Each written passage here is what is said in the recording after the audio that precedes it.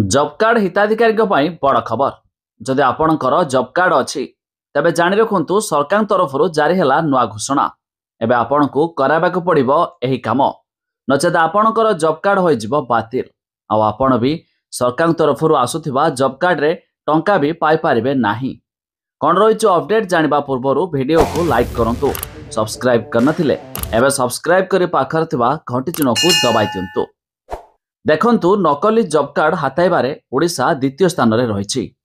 एहारे भितरे पंचायत राज मंत्री रवि नायक आज एक बड़ सूचना देइछंती। फेक कार्डधारी को धरिबाकू आरंभ हेबो ई-केवाईसी। तेबे जो व्यक्ति 3 मास भितरे ई-केवाईसी करिवे नाही सेमानकर जॉब कार्ड कटाजिबो बोली मंत्री मध्य कहिसंती। से पुणी पानीय जल विभाग हिसाब देइछंती। से कहिसंती सबु घर को घर जल व्यवस्था होइछि। अगस्ट रे 21, सेप्टेम्बर रे 11, डिसेम्बर रे 22 प्रकल्प शेष हेबो। ए वर्ष 20,891 नलकूप खनन होइछि।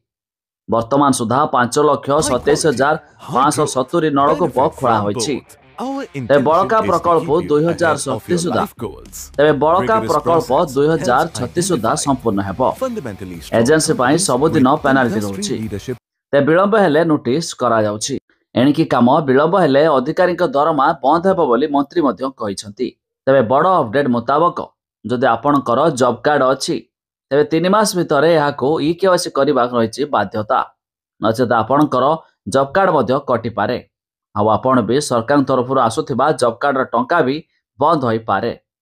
तेणुकरी आपण याको यथाशीघ्र ई-केवाईसी कराइ नियंतु।